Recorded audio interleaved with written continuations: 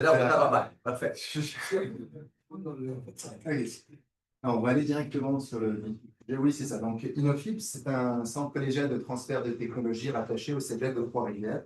Donc, on existe depuis 1989 et notre mission, c'est de contribuer au développement de l'industrie des pâtes et papiers en mettant nos équipements pilotes au service de l'industrie pour développer des nouveaux produits, des nouveaux procédés.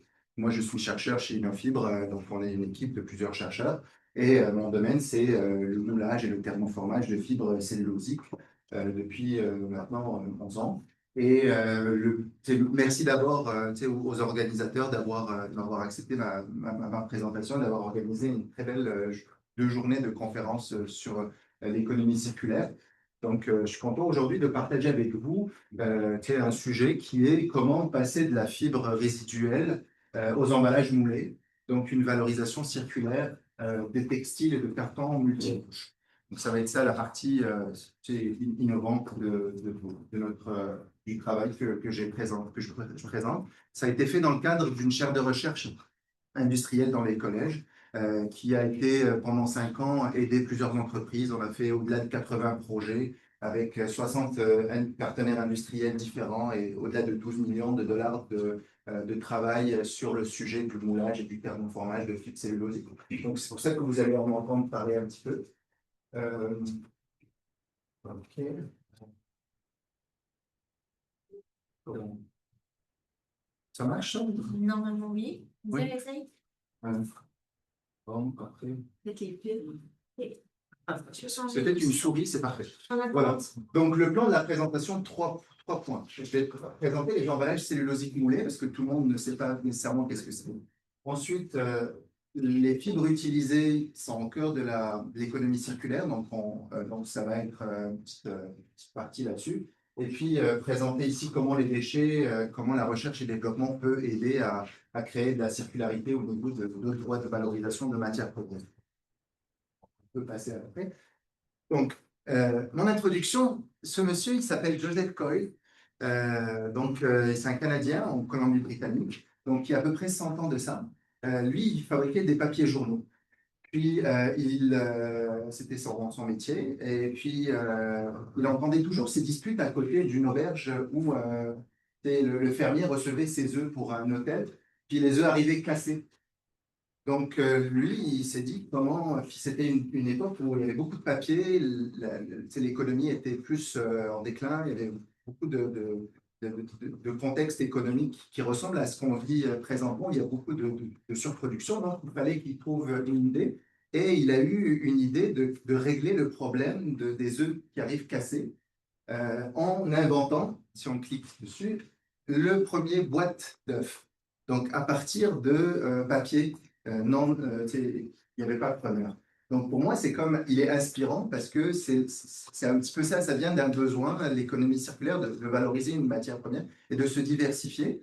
Et ce qui est bien, parce que ça peut être bien de constater aussi à l'époque comment s'habiller, assez classe et uni, puis on avait beaucoup moins de fast fashion, et on lisait beaucoup de livres, et c'était beaucoup, le développement se faisait par la lecture, donc le rapport entre le papier et le niveau de vie et les vêtements et le niveau de vie, ça a complètement changé en 100 ans. Et ça va être intéressant de plonger un petit peu là-dedans, parce que c'est un petit peu ça ce qu'il faut faire dans la vie, c'est s'adapter et essayer de revenir vers ce qui a plus de sens. Mais voilà. Donc hier, il y avait un projet sur les œufs, ça peut être, il y a des similitudes par rapport à cette présentation, mais les pâtes moulées, ça a été, d'abord, il a inventé la première machine pour fabriquer des boîtes d'œufs. Il n'a pas grandi vraiment riche, mais d'autres se sont enrichis, puis bon, c'est ça. Donc, mais ça s'est développé pas mal, et puis depuis, il y a eu plein d'emballages moulés qu'on utilise tout le temps, puis qu'on prend pour acquis. Puis là, je vais juste vous faire un petit résumé des grands types d'emballages moulés qu'on retrouve. Si on les classe par pourcentage de marché, donc on a 20% de ce qu'on peut faire dans le moulage de fibres, qui est pour la protection. Donc les emballages de protection. Donc on voit ici des méthodes de réduire l'impact des emballages. en faisant des composants qui peuvent supporter des moteurs, des électroménagers, des pièces automobiles, etc., des contenants horticoles, des pots de pépinière. Donc, on utilise toutes sortes de matières premières, comme du carton ou du papier journal. Parlant du papier journal, savez-vous qu'aujourd'hui, il y a beaucoup moins de papier journal disponible pour fabriquer ce genre de produit parce qu'on lit moins de papier journal. Donc, pourtant, c'est une fibre qui est nécessaire pour fabriquer ce genre de problème. Donc, on est un petit peu dans la même problématique de manque de papier journal et ça coûte plus cher d'aller chercher des fibres vierges et ça a tout chamboulé l'économie circulaire de l'utilisation du papier, le fait qu'on lise moins de papier journal. Donc, ça vient nous impacter. Voilà.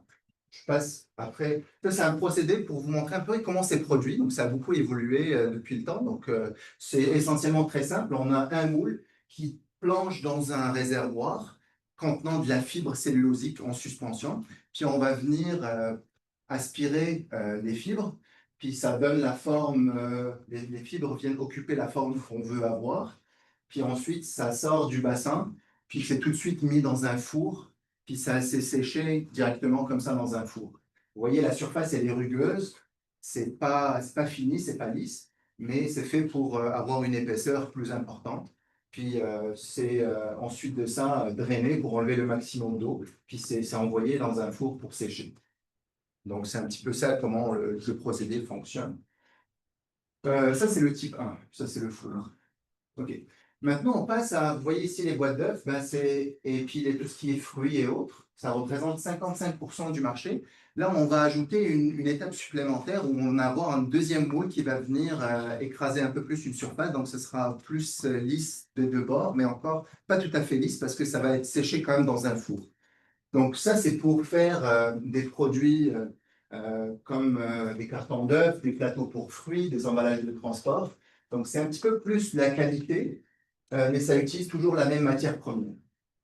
Donc là, vous voyez que c'est un petit peu plus avec un moule supplémentaire. Vous voyez ici qui vient prendre la pièce, puis la transférer. C'est important de voir ce genre de choses parce que c'est quand même des équipements existants qui sont utilisés pour fabriquer des produits avec une matière renouvelable, recyclée, qui peut être recyclée aussi, parce qu'il n'y a que de la fibre dedans. Ça se tient juste avec de la fibre. Donc, c'est du moulage, mais au final, ça peut redevenir un autre produit moulé. Mais au niveau de l'économie circulaire aujourd'hui, on ne sait pas encore différencier des produits 3D cellulosiques du papier qui est plat.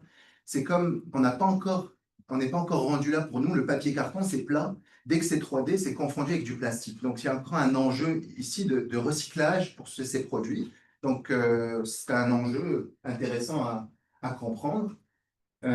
Ensuite, si on veut aller un peu plus loin dans le fini, l'esthétique et la précision de fabrication, on peut voir ici qu'on est capable de produire des pièces qui sont beaucoup plus minces, avec un fini très très lisse et qui ressemblent au plastique. Donc c'est ce qu'on sait c'est ce qu'on connaît aujourd'hui dans nos plats à emporter et autres.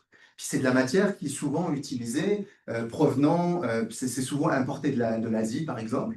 Puis là, on utilise une autre matière qu'on a ici, pas nécessairement ce qu'on a ici. Donc ça pose un défi au niveau de la circularité et au niveau du choix. Mais c'est aujourd'hui dans l'éco-conception, c'est encore une question à se poser. Est-ce qu'on importe de la Chine des produits comme ça?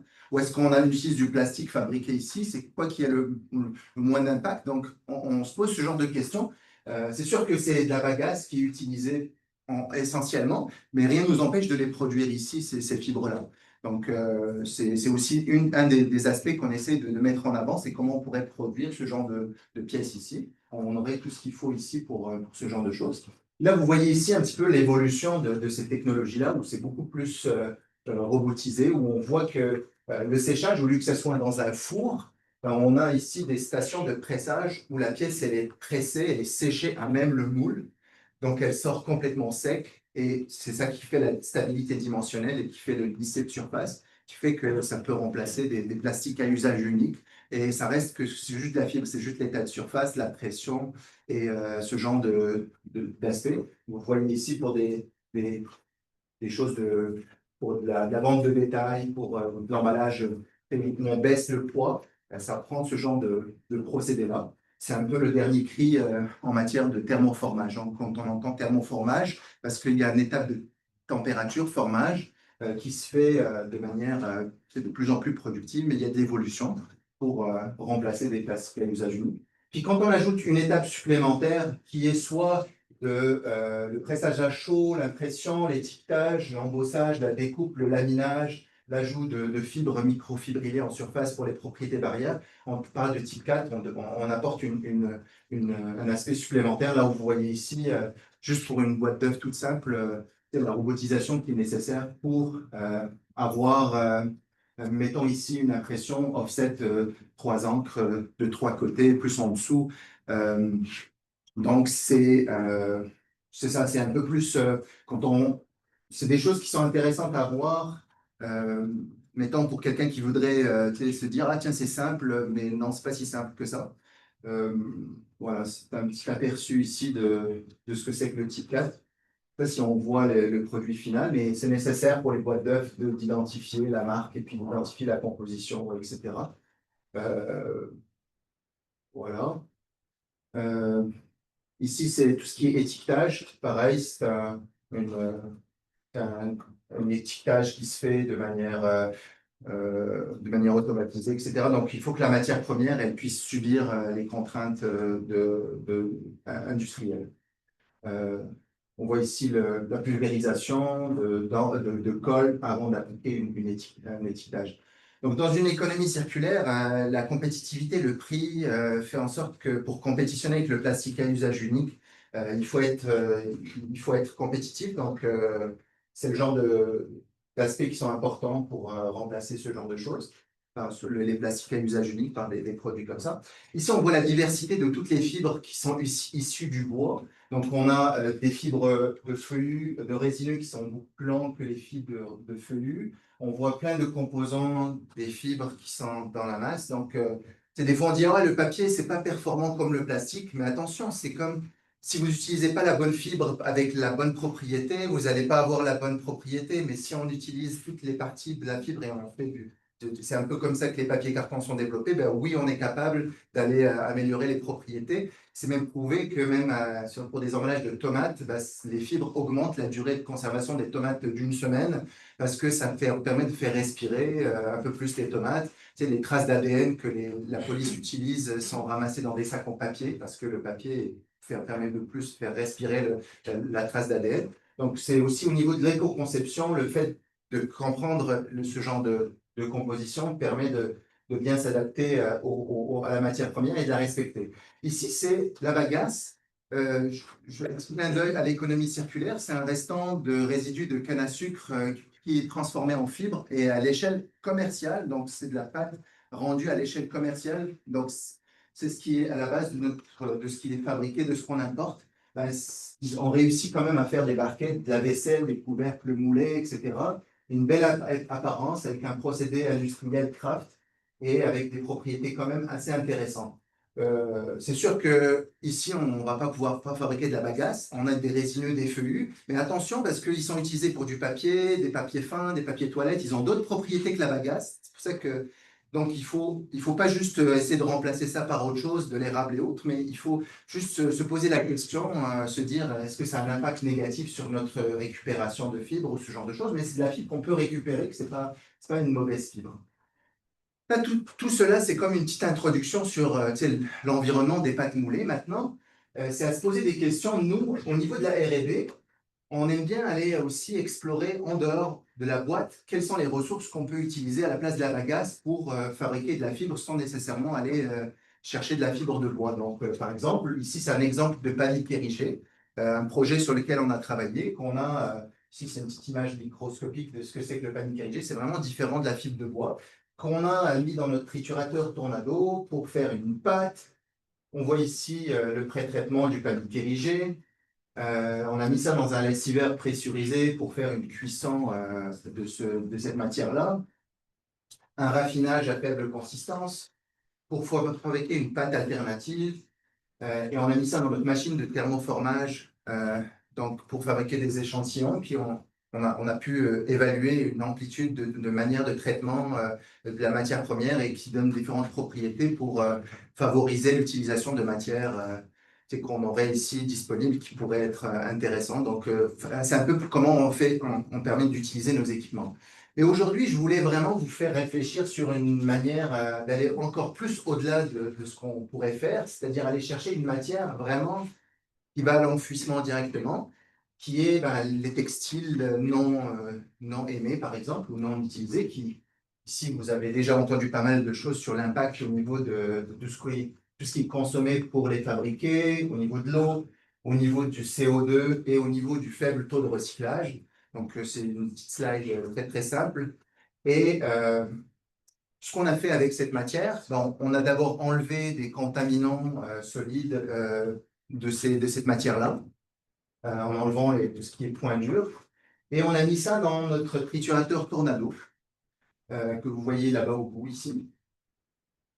Donc, des vêtements complets, puis avec un mélange fibres naturelles, fibres synthétiques. C'est un mélange au complet. On s'est dit, on va essayer de mettre le moins d'efforts de tri là-dessus. Ensuite, ici, vous voyez ici l'opération, c'est comme une machine à laver un petit peu folle, qui va littéralement déchiqueter les vêtements.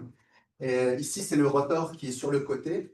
Donc, ça s'appelle un tornado, ça fait un effet tornade où on a une recirculation. Mais vous voyez ici déjà en l'espace de quelques secondes, on voit les vêtements qui sont déchiquetés humides, de manière humide et non pas sec. Donc, on mesure ici l'énergie qui a été consommée. Je pense qu'il y a un t-shirt à moi qui est là-dedans en premier, on ne reconnaît plus.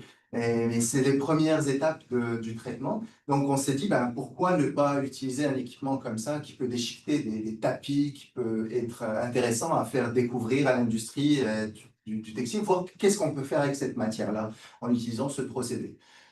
Donc, on a procédé c'est vraiment à la mise en trituration de vêtements au complet. Alors, après, ici, quelques minutes, on voit qu'on consomme de l'énergie, puis ça reste assez stable, mais ça, c'est pas bon signe parce que quand on travaille fort et puis il ne se passe pas grand-chose, il faut être intelligent, il faut peut-être travailler plus intelligemment. Donc, on a été un petit peu plus à resserrer ici le gap et à faire des ajustements. Et on voit à un moment donné qu'on a commencé à ce que notre énergie commençait à baisser, puis le travail était un peu mieux. Donc, on réussissait à réduire la taille de ces vêtements de manière meilleure. Pour la petite histoire, c'est des mélanges fibres synthétiques, fibres naturelles. Et on a eu un meilleur résultat avec ce mélange-là. Il y a eu une bonne synergie entre les deux. Quand on a essayé plus tard avec un 100% coton, ça a été plus difficile. Mais là, il y a une belle synergie vraiment qui était assez étonnante. Des fois, ça marche du premier coup, puis après, ça marche moins bien. Ça, c'est parce que des fois, l'approche plus naturelle de mélanger les deux a été bénéfique. Donc, on voit ici le résultat, mais ce n'est pas encore suffisant. On voit ici ce qu'on a essayé de faire avec. Si tu peux cliquer aussi là-dessus, s'il te plaît. Donc, on voit ici le résultat final de ces fibres-là. On voit que ce n'est pas encore suffisamment raffiné pour en faire quelque chose. Donc, on voit la partie, tout ce qui est plastique qui flotte aussi dans l'eau ici. Donc, des petites fibres. Puis le résultat final n'est pas encore suffisamment satisfaisant. Donc, on était un peu déçus. On s'est dit, là, comme juste l'équipement tout seul, c'est pas suffisant. Puis, on s'inquiétait comment sortir cette matière parce qu'une fois qu'elle est dedans, il faut la réussir à la pomper aussi. Donc, ce qu'on a fait, c'est que on voit ici que les fibres sont encore beaucoup trop longues pour être utilisées. Donc, on a été utiliser un procédé qui est le raffinage des fibres, qui permet de développer les propriétés des fibres. Donc, les fibres naturelles sont belles pour ça. On peut appliquer de l'énergie pour venir fibriller ici les fibres. Vous voyez ici les petites fibrillations. Toutes ces petites fibrillations permettent de maximiser les liens et de créer de la force. Donc, c'est ça qu'on a fait. Donc, en faisant changer le temps, on peut réduire l'indice d'égouttage et augmenter la fibrillation des fibres et donc augmenter les forces et développer d'autres propriétés. Donc, ce développement de la recette, c'est ça qu'on a fait, puis ça a été suffisant pour faire des produits de meilleure qualité ici. Oui. Puis là, c'est notre machine de moulage, de thermoformage, qui a permis de produire des boîtes d'œufs et des emballages comme ça que vous pouvez toucher à partir de ces vêtements-là. À partir de ces vêtements. Donc là, vous voyez ici qu'on a la première étape de moulage, transfert, thermoformage. Et donc, on a pu voir qu'est-ce que ça fait sur une machine existante de moulage. Ça se comporte plutôt bien, ça colle pas aux fibres, puis ça sèche rapidement, puis les propriétés de force, vous les avez, puis ça permet, pour les boîtes d'œufs notamment, si demain il y a pénurie de papier journal, on pourrait utiliser nos vêtements pour fabriquer des boîtes d'œufs si on ferme la boucle, mais c'est une preuve de concept, parce qu'aujourd'hui, on consomme beaucoup d'œufs, mais on a beaucoup de vêtements. Mais on a pas assez de papier journal, on est rendu ailleurs. Peut-être que nos boîtes d'œufs vont être avec des vêtements et qu'on est c'est Joseph Coyne aujourd'hui. C'est ça, c'est un peu l'héritage de ça. Donc, on a fait ça avec les boîtes d'œufs, avec les emballages de vêtements. Mais on a fait ça aussi avec, donc là, c'est des emballages qu'on a produits. On pourrait aussi produire, si on sélectionne les fibres blanches avec d'autres, on pourrait aussi produire des couleurs spécifiques, etc. Mais on est parti c'est mon économie circulaire ici, là. C'est le vêtement qui se transforme en emballage, qui donne une autre vie. Pour l'instant, c'est pas encore, la boucle n'est pas encore fermée, c'est pas encore circulaire parce qu'il y a quand même encore des fibres synthétiques à la fin, donc c'est vraiment une preuve de concept. On a fait la même chose avec les cartons multicouches, qui est aussi un problème au niveau recyclage. Donc, puis c'était un petit peu la même chose, c'est un procédé de recyclage. Et on a obtenu aussi une pâte qu'on a convertie aussi dans des emballages moulés thermoformés, de la même manière. Et là, nos futurs travaux, c'est de valoriser les rejets de polyalgues qui sont rejetés des cartons multicouches, qui est le mélange de toutes les couches qu'il y a de plastique pour faire des palettes de polyalgues. Donc voilà, j'aimerais remercier, je ne sais pas si tu te reconnais encore, mais ça a été un des premiers qui ont appuyé ma chaire de recherche avec ces partenaires-là que j'aimerais remercier au niveau de cette chaire de recherche dans laquelle ces travaux ont été réalisés vraiment à la fin. Et puis, tu es content de pouvoir les partager, parce qu'il n'y a pas de partenaire industriel en tant que tel, mais et puis l'équipe derrière, et puis votre attention, en vous remerciant de votre attention. Puis aujourd'hui, mon but, c'est d'essayer d'avoir peut-être des questions, de se dire comment on pourrait aller plus loin dans la preuve de concept qu'on a fait nous pour démontrer que des équipements papetiers peuvent être utilisés par une autre industrie, puis comment on pourrait travailler, parce que c'est tout seul, on pourrait rester comme ça en silo et puis pas nécessairement, c'est un des rares fois où je présente ces travaux. Aujourd'hui, je pense que c'est vraiment un groupe comme ça qui pourrait nous aider à aller plus loin, parce qu'on connaît, on n'est pas dans l'industrie textile, on n'a pas la prétention, mais on se dit, on a fait un petit pas en avant, puis on s'attend à ce que peut-être d'autres essayent de dire valoriser, puis être proactifs comme nous, et de se dire, OK, c'est comment on peut penser en dehors de la boîte. Et des fois, en faisant des preuves de concept comme ça, on peut se dire, ah tiens, ça me donne des idées. Donc voilà, vous avez aussi un échantillon de boîte d'œufs. Ah, c'est celle-là qui est faite à partir de cartons multicouches. C'est un petit peu différent, mais ça ressemble. Ça aussi, c'est une matière qui va à l'enfouissement ou qui peut recycler. Donc, techniquement, on est capable, avec nos équipements, de faire ce genre de choses. Merci. Merci.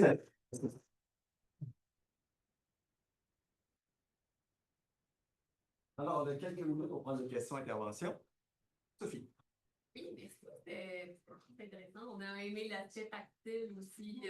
Expérientiel. Est-ce que les cartons, là, à partir de tissu, est-ce que ça fait laveuse-sécheuse?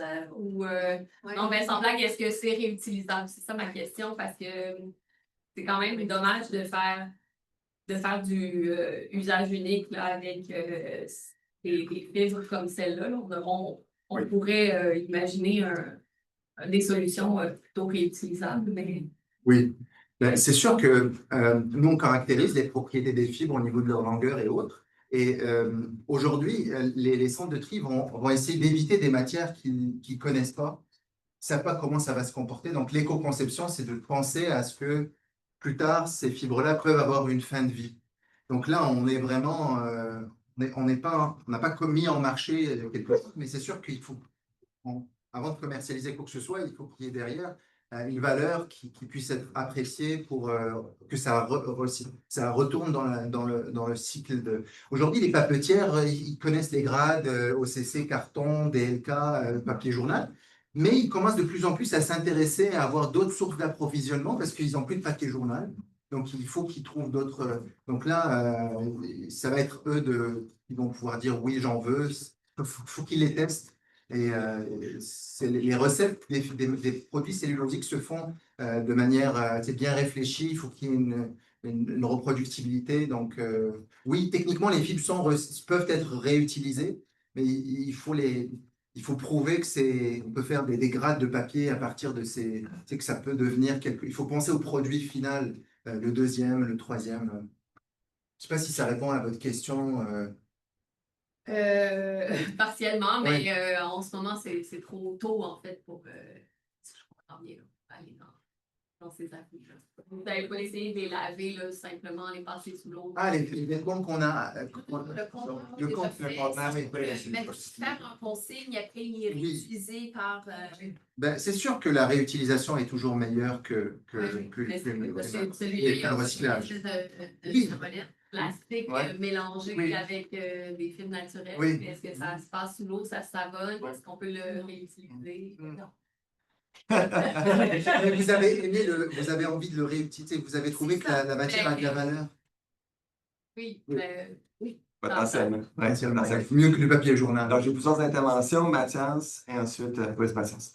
Oui, vous avez tout mélangé, je trouve ça bien, hein, parce que le premier réflexe, des fois, c'est qu'on va tout Ouais. bien séparer, Ouais. et là, on met tout. Puis on voit quand même que derrière, vous avez fait des CRA plusieurs fois. Est-ce qu'il y a, vous avez identifié, par exemple, des indésirables, je pense à flotte, puis ça se met jamais dans la fibre. Voilà. Par exemple, le PET, c'est pas le plastique dans les avions, etc. Vous en avez constaté. En fait, c'était bénéfique d'avoir un petit peu des comportements colloïdaux différents.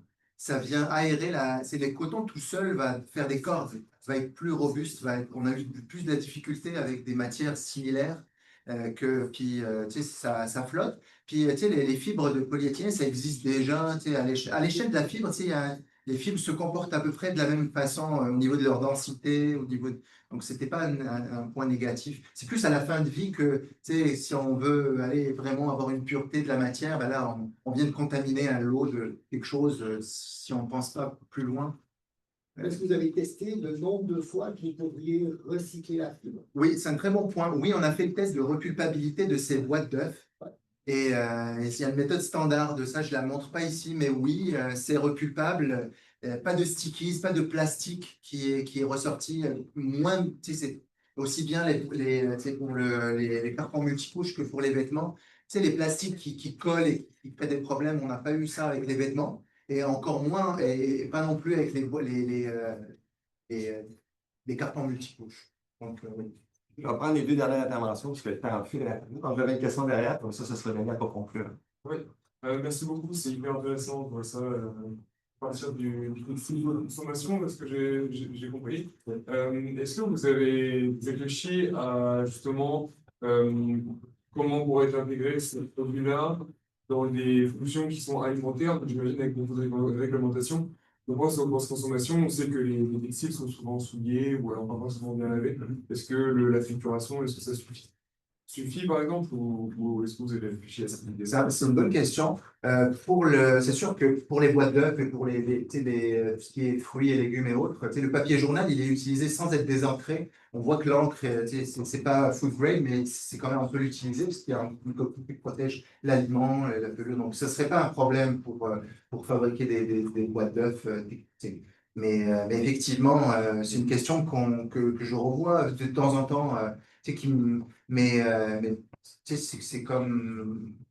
C'est sûr, pour des applications, toujours aller maximiser la valeur ajoutée pour aller rehausser, oui, on peut, ça serait l'objectif, effectivement, pour augmenter la valeur de. C'est des belles fibres. En fait, notre réflexe a été d'utiliser une fibre qui contient du coton, puis qu'on apprécie, nous, les fibres naturelles. Donc, ça a été ça l'objectif. Mais effectivement, souiller un petit peu. Mais c'est ça, c'est comme les boîtes de pizza, on pense qu'on ne peut pas les recycler, mais oui, jusqu'à une certaine mesure, les fibres, ça ne dérange pas les triturateurs comme ça, ils ne voient pas le gras de la pizza. Ok. Ça les dérange pas trop. Mais c'est bon de vous partager un petit peu ce qu'on prend pour acquis comme produit de tous les jours, mais de voir un peu plus, c'est aussi, il faut aussi éduquer.